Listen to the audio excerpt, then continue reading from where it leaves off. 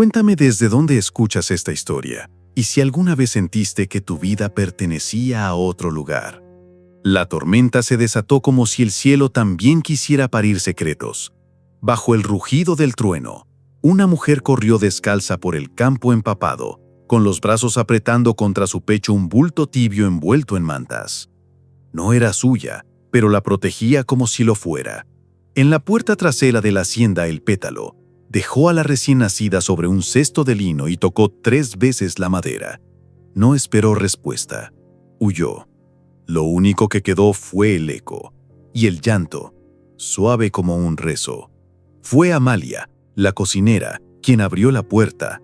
Sus manos curtidas por el fogón temblaron al ver los ojos brillantes de la bebé entre los pliegues del cobertor. Nadie la había visto, nadie sabría. La envolvió en silencio, la llevó a su rincón en la cocina y la nombró Rosa. No por su color, sino por la espina que presentía en su destino.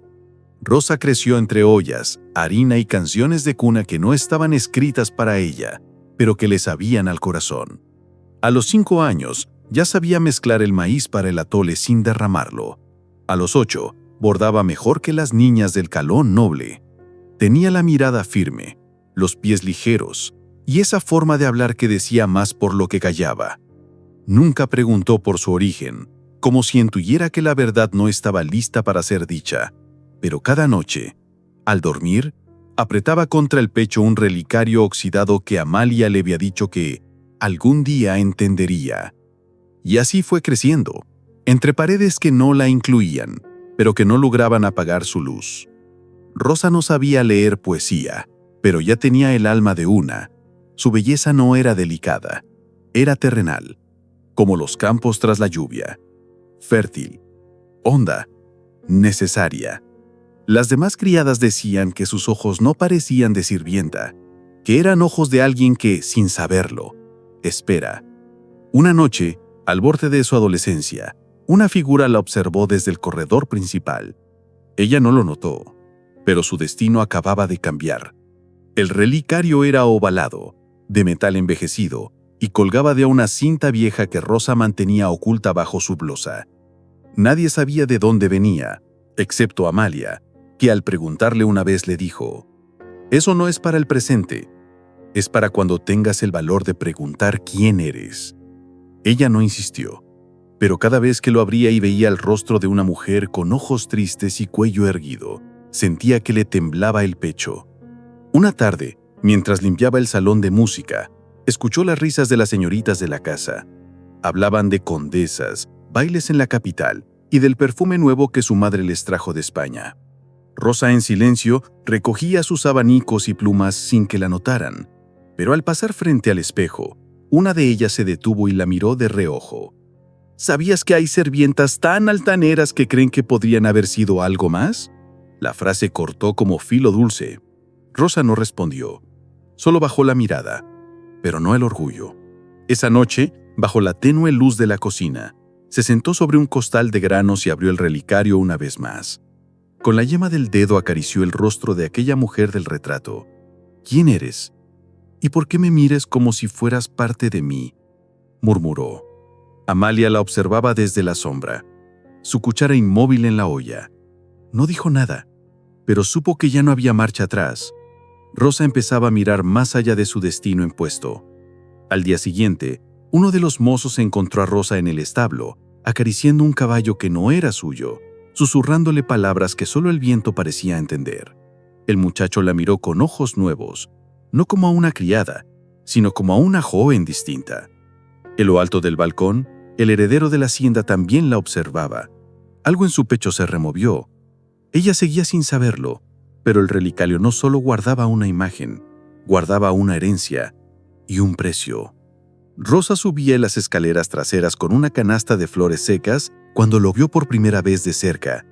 El joven don Ingaki de la Mora, primogénito de la hacienda, caminaba por el corredor principal con el porte arrogante de quien cree que el mundo le pertenece. Pero algo en sus ojos se detuvo al cruzarse con los de ella. No hubo palabras, solo ese segundo eterno donde un desconocido te mira como si reconociera un recuerdo que nunca tuvo.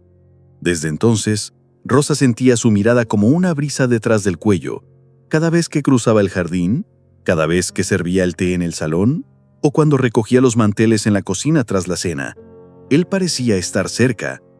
No hablaba, no preguntaba, pero sus ojos eran una sombra persistente. Las demás criadas comenzaron a murmurar, y ella intentaba no sentirse distinta, pero ya no era la misma desde que él la había mirado. Una mañana, mientras colgaba sábanas en el patio, Inaki se acercó. No había criados, no había testigos, solo el viento jugando entre las telas. «¿Cómo te llamas?», preguntó sin dureza. Rosa tragó saliva. «Rosa, señor». Él asintió, como si confirmara algo. «Tu nombre no te queda chico». Luego se fue. Fue todo. Pero el pulso de ella se quedó temblando bajo la piel, como una campana recién golpeada. Esa misma tarde, Rosa encontró en su canasto de lavandería una flor blanca que no había recogido. No tenía nota, ni firma, pero sabía que algo había comenzado y que ese algo no tenía permiso para florecer. En el piso de arriba, entre los ventanales, Iñaki la miraba de nuevo, no con deseo, con intriga, con esa urgencia muda que precede las decisiones que cambian una vida entera.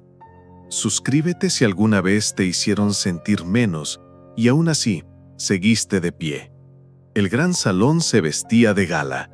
Candelabros encendidos, aromas de cera y jazmín, música en cuerdas suaves. Era la noche del aniversario de los de la Mora, y toda la nobleza local se había reunido. Rosa, como cada año, fue asignada al servicio de bebidas. Su vestido de sirvienta era sobrio, pero su porte, sin saberlo, desentonaba entre los que se creían dueños del mundo. Mientras pasaba entre los invitados, su mirada se cruzó con la de Iñaki. Él no la esquivó. Todo lo contrario. Entre los rostros pintados y las joyas relucientes, él avanzó hacia ella. Rosa intentó seguir con la bandeja, pero su voz la detuvo. ¿Bailarías si no fueras una criada? La pregunta flotó como un hilo de pólvora. Ella no respondió, solo bajó la mirada, sintiendo cómo las risas apagadas comenzaban a multiplicarse a su alrededor. Una joven noble, María Fernanda, se acercó. ¡Qué encantador! El joven amo bromeando con la servidumbre. ¡Qué refinado sentido del humor! Rosa se quedó inmóvil con las mejillas ardiendo. Iñaki, en lugar de defenderla, sonrió con desdén y se alejó. Fue más cruel su silencio que las palabras de la otra. La bandeja tembló entre sus manos. Amalia la vio desde lejos y supo que algo se había roto. Esa noche, en la cocina, Rosa no habló, pero en sus ojos había una tormenta distinta, no de dolor, sino de vergüenza, de la que arde sin hacer ruido. Horas más tarde, sola en su cuarto, Rosa tomó el relicario entre las manos. «¿Tú habrías soportado esto, madre?», murmuró al retrato. Afuera, el viento empujaba las ramas contra el techo como si la naturaleza también quisiera gritar. Y en ese silencio cargado, Rosa hizo una promesa que no sabía cómo cumplir. No volvería a permitir que nadie la hiciera sentir invisible, ni siquiera quien había despertado su primer temblor. La mañana siguiente al baile, el salón estaba en silencio, como si la música de la noche anterior hubiera dejado una resaca de secretos. Rosa fue asignada a limpiar la biblioteca, un lugar donde rara vez entraba. Las paredes altas estaban llenas de libros que nadie abría, y de retratos que observaban enmudecidos. Mientras pasaba un trapo sobre una repisa, un libro delgado cayó al suelo con un sonido opaco. Era un cuaderno forrado en tela púrpura, con letras doradas gastadas por el tiempo. Lo abrió sin intención de leer, solo por instinto, pero al ver la primera página, su respiración cambió. «Este es mi segundo embarazo, y presiento que esta niña no vivirá conmigo». La letra era fina, femenina, con un trazo que temblaba entre la decisión y el miedo. Rosa sintió que el mundo se detuvo. Siguió leyendo. La mujer hablaba de un esposo que no la comprendía, de una primera hija enferma, de una casa que no sentía suya, y luego de una bebé que nacería fuera de la mirada de todos. Cada palabra la hería como una confesión dirigida solo a ella. En una de las páginas finales, la autora firmaba: Condesa Isadora de la Mora. Rosa dejó caer el cuaderno. Su piel se erizó. ¿Era esa mujer su madre? ¿Ese diario había dormido durante años esperando ser encontrado? La respuesta no era clara, pero la sensación en su pecho era rotunda. No estaba allí por azar. Guardó el cuaderno bajo su falda, apretándolo como si fuera una llave. Esa noche en la cocina, Amalia la vio distinta. ¿Qué encontraste?, preguntó. Rosa no respondió. Aún no tenía palabras, solo certeza. El silencio entre ellas no fue vacío, fue reverente, porque hay verdades que no necesitan gritar para comenzar a cambiar un destino. Y en el fondo de ese cuaderno, algo despertaba. Algo que nunca más podría dormirse. Rosa no sabía si era por el diario o por la mirada constante de Iñaki, pero algo dentro de ella comenzaba a hervir como agua contenida en cazuela cerrada. Esa tarde, él la encontró sola en el invernadero. Las ramas húmedas caían sobre los cristales y el aroma a magnolia llenaba el aire. No había risas, ni criadas, ni relojes marcando decoro. Solo él, mirándola como si ella también tuviera apellido. «No quiero que creas que me burlé de ti en el baile», murmuró. Rosa no contestó. No le debía perdón, pero su mirada no supo sostenerla. Se acercó despacio, como si el suelo pudiera quebrarse con un paso en falso. Él levantó la mano y rozó su mejilla. Le susurró: «Nunca vi unos ojos que dolieran tanto». Y entonces, sin pedirlo, sin prometer, la besó. No fue un beso largo, ni perfecto. Fue un roce fugaz entre dos mundos que no debían tocarse. Rosa no respondió. No tuvo tiempo. Un ruido detrás del vidrio los delató. Una criada, con los ojos desorbitados, huyó hacia la hacienda. Horas más tarde, Rosa fue llamada al despacho del patrón. Ni Iñaki estaba allí, ni el aire sabía respirar. Fue acusada de seducir al heredero, de atreverse a cruzar un límite inquebrantable. No importaron sus silencios ni su temblor. Fue enviada de inmediato a las cocinas, despojada de su descanso, de su habitación, de su dignidad. «Castigo ejemplar», dijeron, «para que no olvide su lugar». Esa noche, entre harina y agua tibia, Rosa volvió a leer el diario. Apretó el relicario contra su pecho y dejó que las lágrimas cayeran, pero sin sonido. No lloraba por él, lloraba por el mundo que insiste en empujar a las mujeres que se atreven a sentir. Entre las sombras del fogón, Rosa juró algo nuevo, que no importara lo que dijeran, un día caminaría por esos corredores con el nombre que era suyo por derecho. Si alguna vez fuiste castigada por ser auténtica, por sentir profundo, esta historia es tuya. Suscríbete. El día amaneció con un cielo nublado y un aire espeso, de esos que no traen lluvia, pero sí anuncios. Rosa, relegada a las tareas más ingratas desde el castigo, se hallaba lavando los corredores de piedra cuando escuchó el sonido de un carruaje. No era el habitual. El ruido de las ruedas era más lento, más pesado, como si arrastrara memorias. Desde la ventana de la biblioteca, don Clemente de la Mora observaba en silencio. «Es ella», murmuró, como si hablara consigo mismo. De aquel carruaje descendió una mujer envuelta en terciopelo gris, con un sombrero negro y una mirada tan cortante como el filo de una navaja. «Doña Eulalia Solórzano», anunció el mayordomo, prima lejana de la difunta condesa. Había pasado los últimos años en Europa. Decía venir de paso, pero en su equipaje traía más que vestidos. Su presencia sacudió la hacienda. Algunos la recordaban como altiva, otros como vengativa. Nadie la llamaba familia con cariño. Eulalia pidió instalarse en la habitación del ala norte, justo donde había vivido la condesa Isadora. Rosa, encargada ahora de asear ese rincón, encontró una carta a medio quemar detrás del espejo antiguo.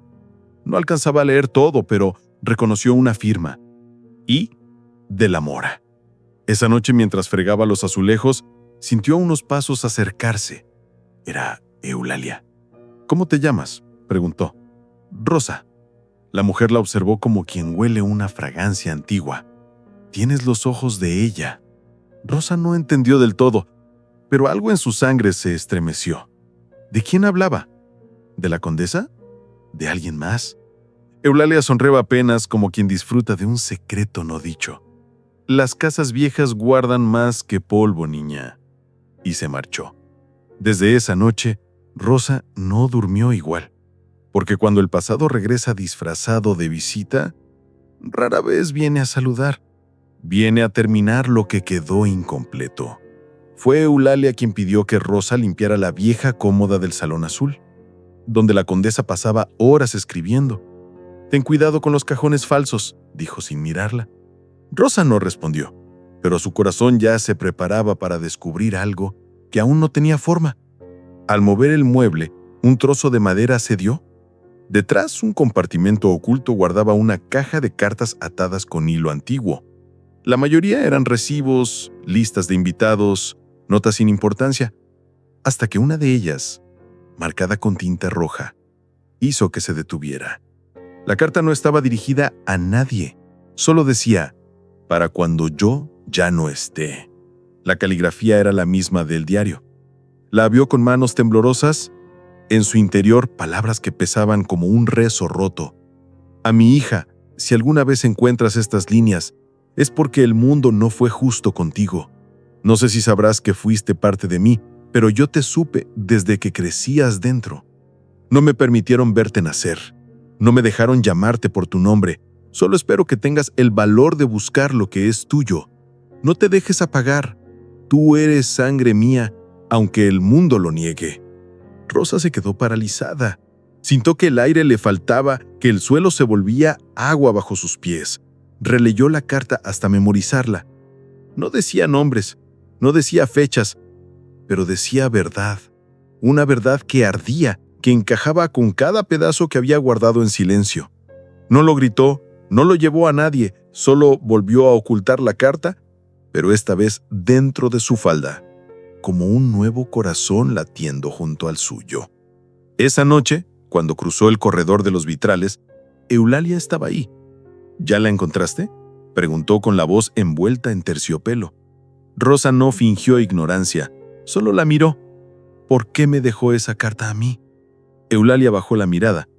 «Porque era suya, aunque nunca te dejaron serlo». Y se marchó, como si ya no tuviera nada más que decir. Pero Rosa sí tenía algo, la certeza de que ya no era solo una sirvienta, era la hija de una voz silenciada. Y el eco acababa de romper el muro. Los días que siguieron a la aparición de la carta fueron distintos. Rosa caminaba con la espalda más erguida, con una calma que no venía de la resignación, sino de una verdad asumida. Pero en la hacienda, las miradas comenzaron a pesar más. Las criadas la evitaban, los capataces fingían no verla. Incluso Amalia, con los ojos húmedos, se limitaba a tomarle la mano en silencio. Algo se sabía, algo se comentaba, y todo apuntaba a ella. Una mañana, sin previo aviso, el administrador de la hacienda la llamó al despacho. «Por decisión del señor de la Mora, serás trasladada a la hacienda menor de San Rafael, no como castigo, por necesidad». No hubo explicación. Rosa no lloró. Solo preguntó ¿cuándo? «Mañana al alba». Al salir, escuchó un murmullo tras la puerta. «Por fin la mandan lejos antes de que se crea señora». La frase no la hirió, la confirmó. Cuando una verdad arde, el humo se ve desde todos los balcones. Esa noche, Amalia le preparó un envoltorio con pan, ropa limpia y una oración bordada en un pañuelo.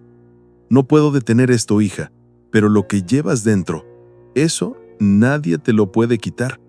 Rosa la abrazó fuerte, como quien deja un pedazo de vida atrás. No hubo lágrimas, solo una gratitud antigua.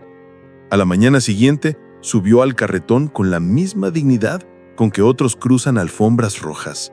No se despidió de nadie, no hizo falta. Mientras el polvo del camino se elevaba tras las ruedas, en el balcón del ala este, Inaki la miraba partir. No dijo nada, no bajó, solo apretó los puños. «Eulalia, detrás de él», murmuró. «Se marchó la hija de tu madre. ¿Y tú? Ni siquiera le diste un adiós». Él giró con furia. «¿Qué dijiste?». Pero ella ya se alejaba. dejando en el aire una verdad a medias, un linaje negado y una herida que tarde o temprano pediría voz. San Rafael no era más que un poblado de casas bajas, calles de piedra irregular y faroles de aceite que apenas vencían la niebla del amanecer. Rosa llegó con el alma envuelta en silencio, los ojos alerta y la carta escondida entre las costuras de su falda. Nadie la esperaba, nadie la reconocía, y sin embargo, no se sintió sola. Caminó hasta la botica buscando agua. El olor a menta y alcanfor la envolvió como un abrazo discreto. Tras el mostrador, un hombre de barba entrecana y mirada honda la observó sin juicio. «¿Buscas algo más que medicina?», preguntó sin levantar la voz. Rosa dudó, pero sus ojos dijeron lo que su boca callaba. «¿Un lugar donde dormir?». Él asintió sin más preguntas. «Hay un cuarto arriba. No es grande, pero es limpio. Puedes pagarlo con ayuda». Esa noche, mientras preparaba infusiones y ordenaba frascos, descubrió que el boticario se llamaba Lorenzo y que había enviudado joven. No hablaba mucho, pero cuando lo hacía, cada palabra parecía una lección envuelta en calma. Los días pasaron y Rosa comenzó a mezclar hierbas, a calentar ungüentos, a vendar heridas de campesinos que llegaban con respeto. No era la hacienda, pero por primera vez nadie le recordaba su lugar. Allí no era la sirvienta, era la muchacha de manos firmes y voz baja que sabía calmar el dolor. Por las noches leía en voz alta para Lorenzo, que fingía ordenar frascos solo para escucharla. No la miraba con deseo ni con pena. La miraba como quien cuida una semilla que aún no florece. Una tarde, mientras cerraban la botica, Lorenzo se detuvo frente a ella con una caja entre las manos. «Esto lo dejó una mujer hace años. Dijo que sería para alguien que preguntara con los ojos». Rosa abrió la caja. Dentro, un pañuelo bordado con las iniciales I, D, M y una llave pequeña de hierro. Al fondo, un trozo de papel. Lo que fue escondido pide ser hallado. Lo que fue negado exige ser dicho. Rosa lo supo al instante. San Rafael no era un exilio. Era la siguiente pista. El aire en San Rafael comenzaba a cambiar. Las lluvias cedían espacio a una brisa tibia y los días se deslizaban entre fórmulas, hierbas y visitas. Rosa se había vuelto indispensable en la botica. Los niños la saludaban con flores silvestres, las mujeres le pedían consejos como a una hermana. Y Lorenzo la miraba cada vez más en silencio, como si supiera que ella no se quedaría mucho, pero igual quisiera cuidar el momento como quien protege una llama breve. Esa tarde, cuando Rosa regresaba del mercado con una cesta de limones y ruda, lo vio, Iñaki, desmontando de un caballo oscuro frente a la fonda. El polvo en su ropa no opacaba el porte. Sus ojos la buscaron con una mezcla de urgencia y rabia. Rosa se quedó inmóvil. No era miedo, era asombro. ¿Por qué estaba ahí? ¿Por qué ahora? Él se acercó sin pedir permiso. ¿Este es tu lugar ahora? ¿Una botica con un viudo? Su voz cortaba, pero detrás de cada palabra temblaba el veneno de los celos. Rosa respiró hondo. Aquí nadie me señala con el dedo. Aquí tengo nombre. Lorenzo apareció en la puerta sin decir nada, solo con el cuerpo erguido de quien no piensa retroceder. Iñaki lo miró con furia contenida. «Ella no te pertenece». Lorenzo no respondió. Rosa sí. «Yo no pertenezco a nadie, solo a mí». Y se fue. Los dos hombres quedaron atrás como estatuas de dos tiempos que ya no se tocan. Esa noche en su cuarto, Rosa volvió a leer la carta de su madre. Luego tomó la llave, la caja y el pañuelo y los envolvió con calma. Iñaki había cruzado kilómetros, sí, pero ella ya había cruzado una frontera más profunda, la de saberse suficiente. Afuera, Lorenzo encendía el farol como cada noche. En su interior, Rosa sabía que pronto tendría que elegir, y que por primera vez sería ella quien pusiera las condiciones. El pueblo de San Rafael despertó con una inquietud que flotaba en el aire como presagio. Las campanas repicaban sin urgencia, pero los murmullos recorrían los portales, las panaderías, los corredores del templo. Iñaki de la Mora no había venido solo. Detrás de él, una comitiva de hombres con papeles, sellos y rostros endurecidos exigían respuestas. Decían que una criada desaparecida tenía en su poder objetos de valor pertenecientes a la familia de la Mora. Decían que era Rosa. Al mediodía en la plaza principal, los ojos de todo el pueblo estaban sobre ella. El párroco intentó mediar, pero los rumores pesaban más que la fe. Lorenzo, con los puños apretados, se adelantó. Nadie tiene derecho a señalarla sin pruebas. Iñaki, de pie bajo la sombra del jacarandá, hablaba con frialdad. Queremos lo que es nuestro. Una carta, una caja y respuestas. Rosa, erguida en el centro, sostuvo su mirada. ¿Por qué no preguntas por lo que perdiste, en vez de lo que nunca fue tuyo? Un murmullo recorrió a la multitud. Rosa, sin alzar la voz, sacó la caja que había guardado desde el día del farol. Mostró la llave, el pañuelo, la carta. Esto no me lo robé, me lo dejaron. Porque a veces la sangre se esconde pero no se olvida. Nadie dijo nada. Iñaki dio un paso atrás, como si el suelo se le hubiera abierto. En ese instante, Eulalia apareció entre la multitud. Ella es hija de Isadora. Lo supe desde el primer día. Y ustedes prefirieron enterrar la verdad antes que reconocerla. El silencio fue total. Hasta los niños dejaron de moverse. Rosa respiró hondo. No lloró, no tembló. Solo cerró la caja con la dignidad de quien ha sobrevivido al desprecio. En la plaza, algunos comenzaron a bajar la mirada. Y Lorenzo, desde un rincón, susurró. Hoy no venció la justicia ni los apellidos. Hoy habló la historia en voz de mujer. Días después del juicio en la plaza, la vida en San Rafael parecía volver a su ritmo, pero la mirada de Rosa ya no era la misma. Caminaba con una serenidad nueva, como quien ya no pide permiso para existir. Lorenzo, siempre discreto, la observaba desde su escritorio, con una caja distinta entre manos. Hoy fui a la notaría a buscar unas fórmulas antiguas, dijo extendiéndole un sobre sellado con lacre. Y encontré esto. Rosa lo tomó con cuidado. El sello decía Casa de la Mora, año de 1879. Dentro, una copia de un testamento firmado por Isadora de la Mora, 2 semanas antes de morir. En él, legaba una parte de sus joyas, libros y papelería personal a una hija que será criada fuera de esta casa, pero que es sangre mía y merece memoria. No decía nombres, no decía apellidos, pero adjunto a la aguja había una carta nunca enviada. Rosa la leyó en silencio. Era corta, firme y dolorosa. Si alguna vez alguien busca tu lugar, muéstrales esta verdad. Y si nadie lo hace, recuérdales tú quién eres. El documento había sido archivado, nunca anulado. Lorenzo, con la voz tensa, susurró. Esto basta para hacer ruido.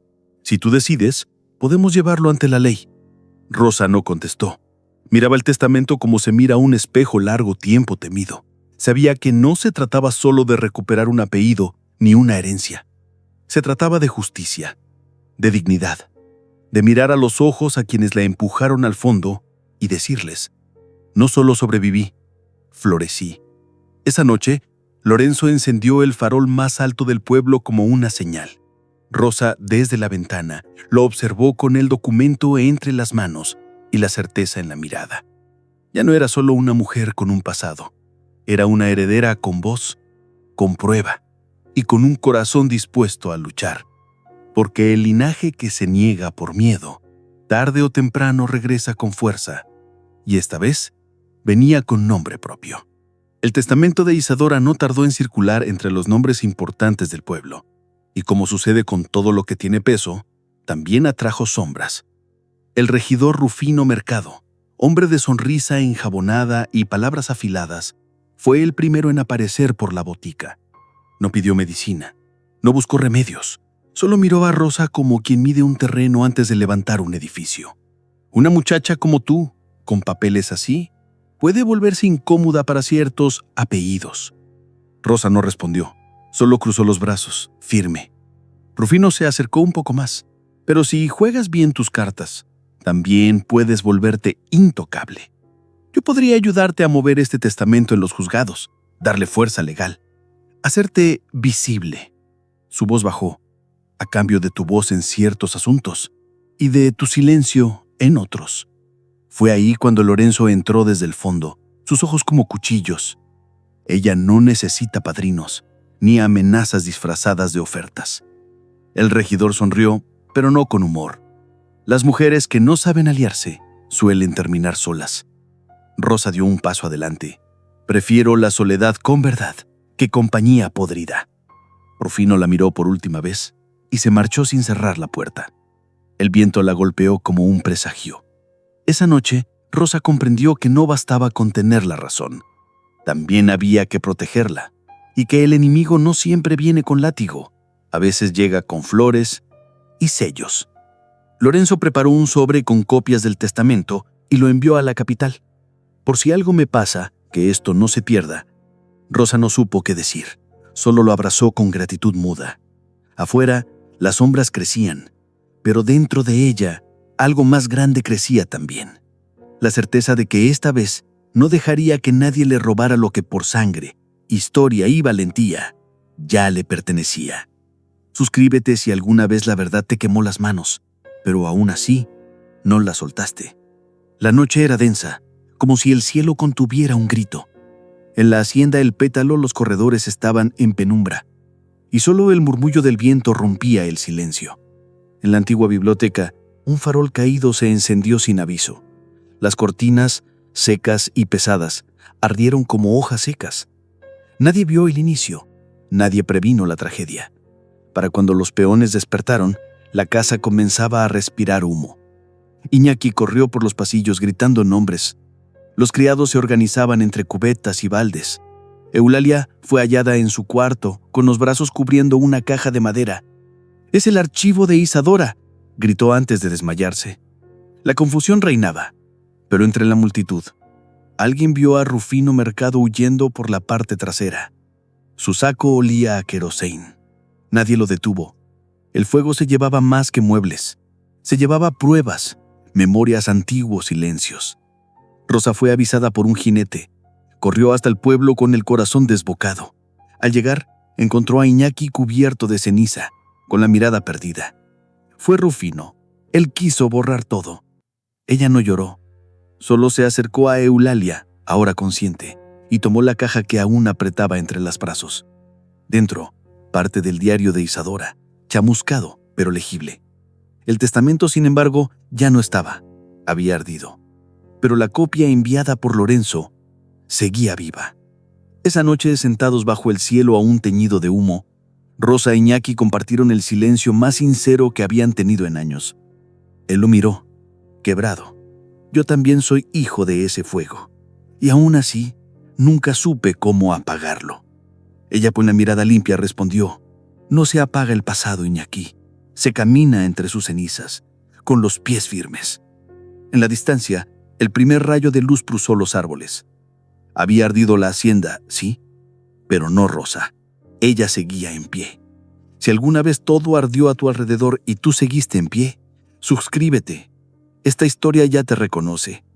El fuego quiso borrar su historia, pero solo la hizo más visible.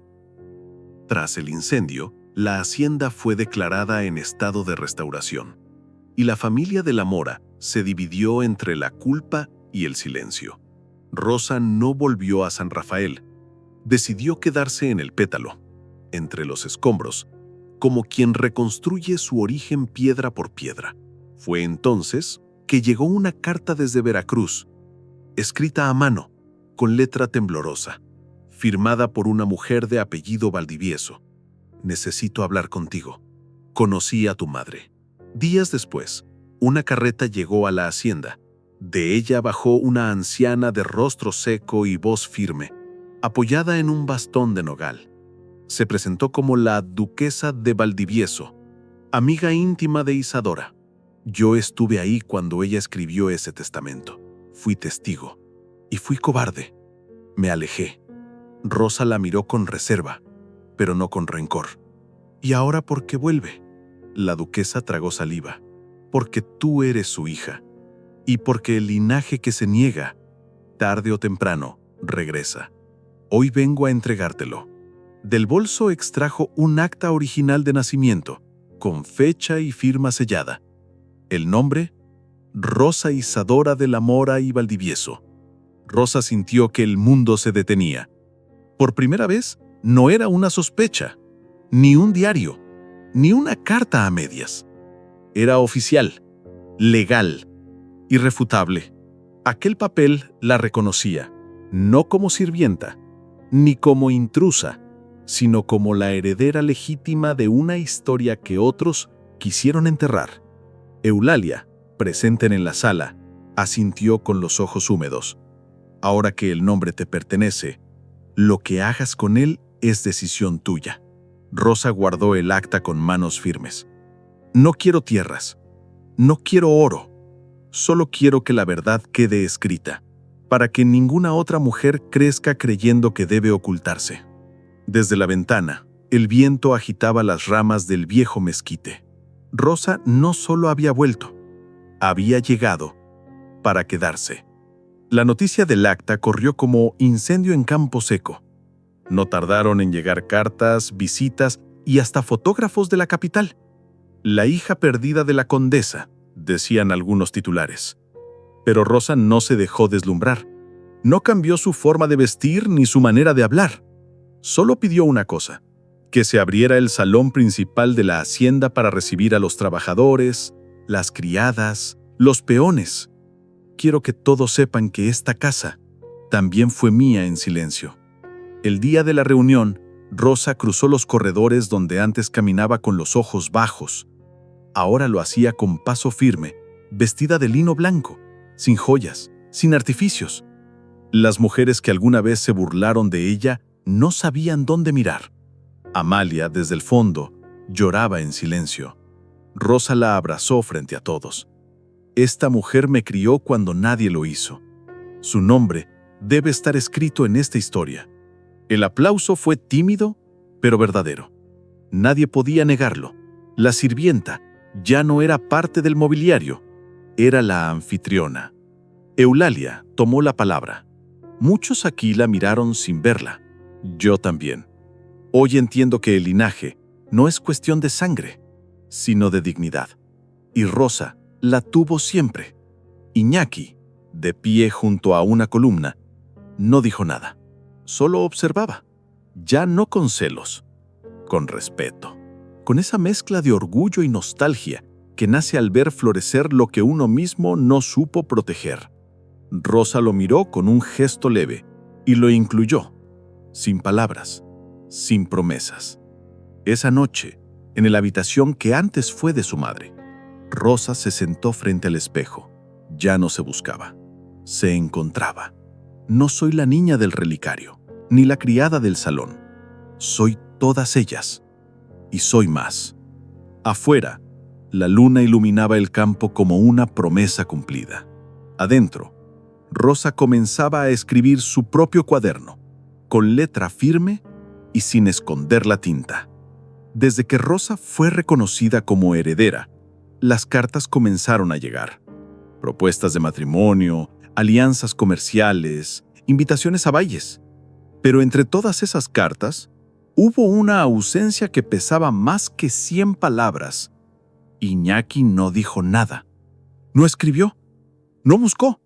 Solo la observaba desde lejos, como si la mujer en que Rosa se había convertido le fuera demasiado alta o demasiado verdadera.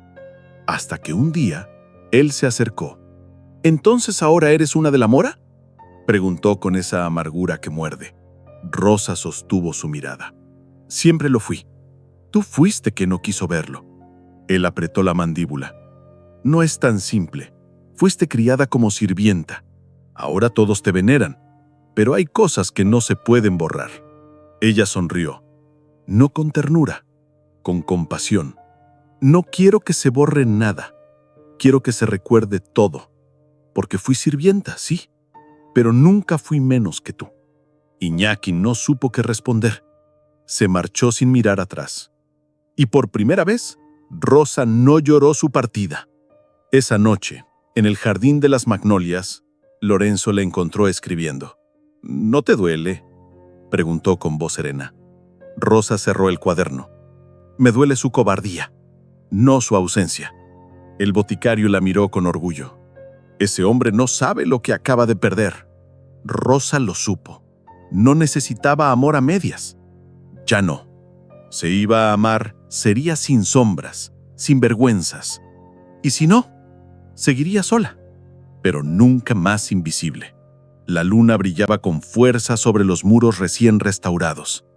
Rosa caminó por el sendero con la frente en alto, porque no había mayor victoria que amarse a sí misma después de que otros te negaran. No tenía un anillo, no tenía un te amo, pero tenía su nombre, su historia, y la certeza de que nunca más se doblaría para caber en los bolsillos de nadie. Con la hacienda en proceso de reconstrucción, Rosa decidió no invertir en fiestas ni galas. En su lugar, abrió una escuela de oficios para niñas campesinas. Si alguna vez me hubieran enseñado que tenía voz, mi vida habría sido otra, dijo durante la inauguración. Las mujeres del pueblo comenzaron a asistir. Aprendían a leer, a escribir, a coser con libertad, a hablar en voz alta. La hacienda, antes símbolo de jerarquía, se volvía ahora un faro, no de poder, de posibilidad. Amalia dirigía la cocina con nuevas ayudantes. Lorenzo donó libros antiguos y frascos vacíos para que las niñas aprendieran sobre plantas y remedios. Eulalia, envejecida y más sabia, ayudaba a clasificar papeles y legados. «Tu madre estaría orgullosa», le dijo una tarde.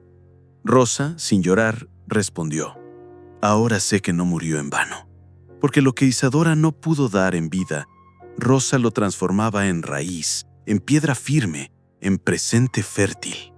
Una tarde, al borde del campo, una de las niñas preguntó: «¿Usted fue criada como sirvienta?». Rosa la miró, sonriendo. «Sí, y por eso estoy aquí, porque quiero que tú crezcas sabiendo que nunca fuiste menos». La niña asintió y siguió leyendo en voz alta sin vergüenza. En ese instante, Rosa comprendió que no hacía falta un apellido para ser noble. Bastaba con la decisión de romper el ciclo. El jardín donde alguna vez fue humillada, ahora florecía con risas, cuadernos abiertos y esperanza. Rosa no buscaba aplausos, no necesitaba estatuas. Solo quería que ninguna niña volviera a creer que su lugar estaba en la sombra. Y cada palabra enseñada, cada mano levantada, era una victoria que ni el fuego, ni el rechazo, ni los silencios podían arrebatar.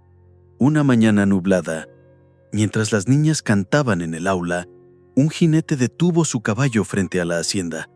El polvo de sus botas, el sombrero ladeado y el olor a pólvora no eran comunes en esa tierra. Rosa lo observó desde la ventana, sintiendo un escalofrío familiar.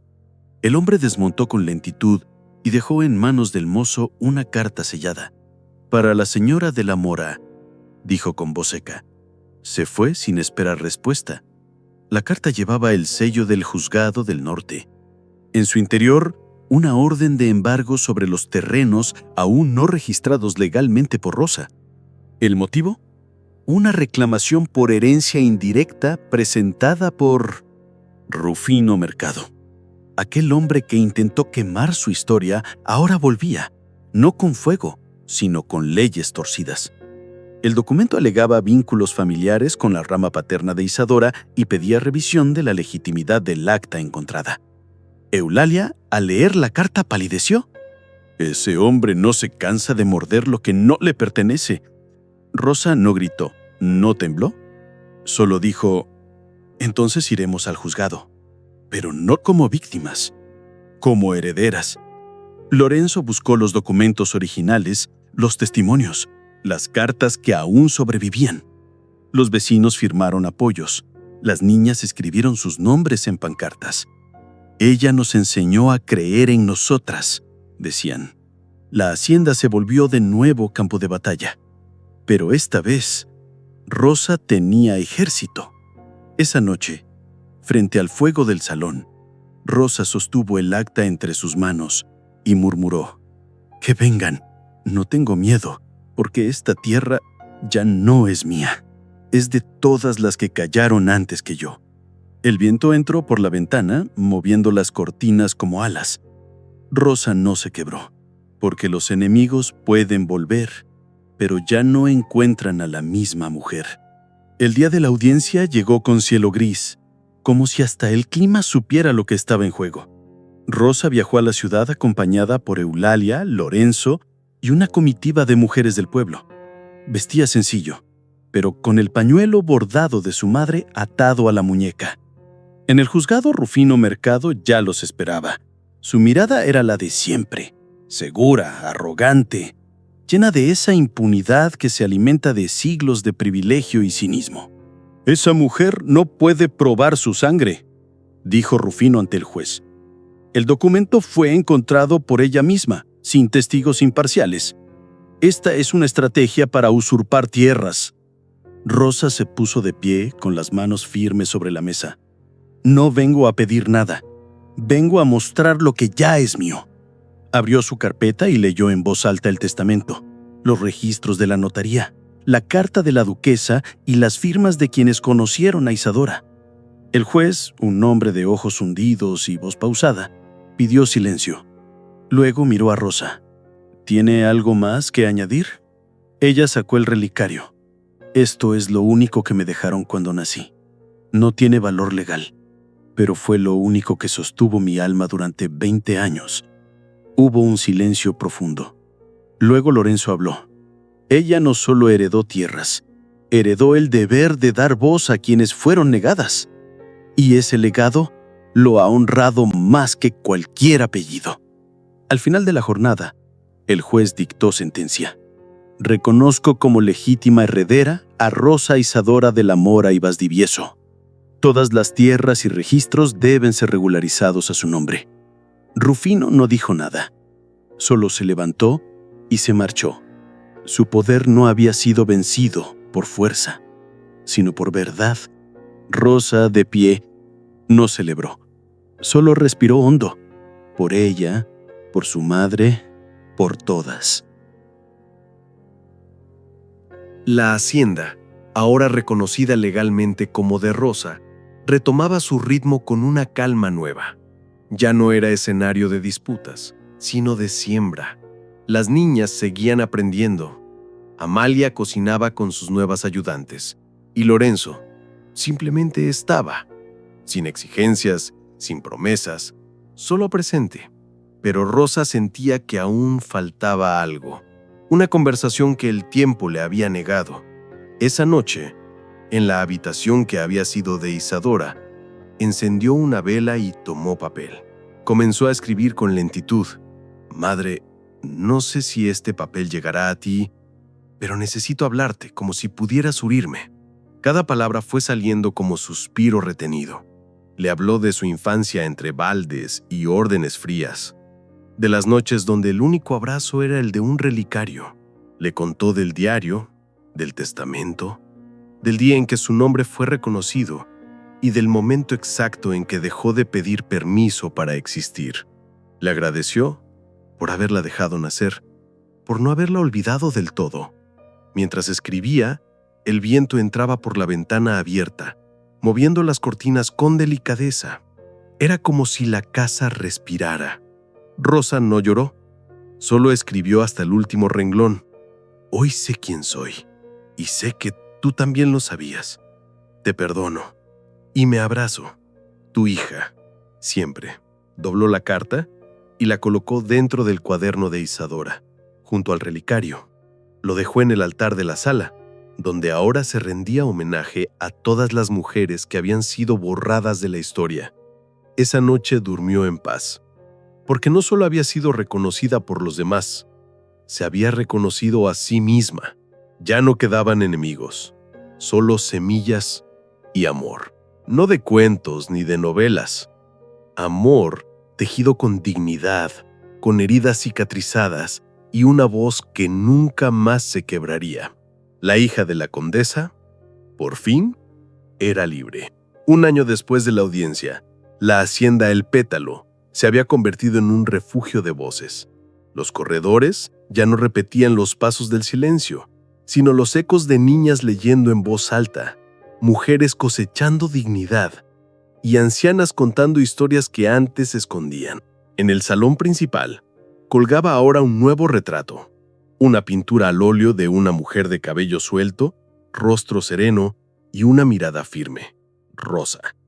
Bajo el marco, una placa dorada. Rosa Isadora de la Mora y Valdivieso, fundadora, heredera y mujer de raíz. Ese día, Lorenzo se acercó con un sobre en la mano.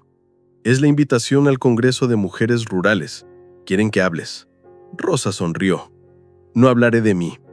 Hablaré de ellas, de las que fueron calladas, de las que aún no se atreven, de las que me hicieron posible. Caminó hasta el jardín donde las niñas tejían coronas con flores silvestres. Una de ellas se le acercó. ¿Usted es la señora del retrato? Rosa se agachó y tomó su mano. Sí, pero también soy la que cargaba cubetas, la que dormía en la cocina, la que buscó su nombre entre cenizas. Eulalia, más frágil, observaba desde la sombra del portal. Nunca imaginé que vería esta hacienda así, murmuró. Rosa se sentó a su lado. Ni yo, pero a veces lo que imaginamos es más chico lo que merecemos. Esa tarde, colgaron también el retrato de Isadora, juntas, madre e hija, en la misma sala, no como figuras decorativas, sino como advertencia viva de lo que ocurre cuando una mujer se levanta. Y así, entre libros, semillas y canciones de niñas libres, Rosa escribió el último párrafo de su historia. No la historia de la sirvienta que era hija de una condesa, sino de la mujer que, sin permiso ni perdón, se convirtió en señora de su propio destino. El retrato seguiría ahí, pero su legado ya estaba sembrado en cada voz que se atreviera a pronunciarse. Ya no la llamaban por lo que fue, la recordaban por lo que decidió ser. Si esta historia tocó algo dentro de ti, suscríbete. Hay más mujeres escribiendo su verdad allá afuera, y esta comunidad es su eco.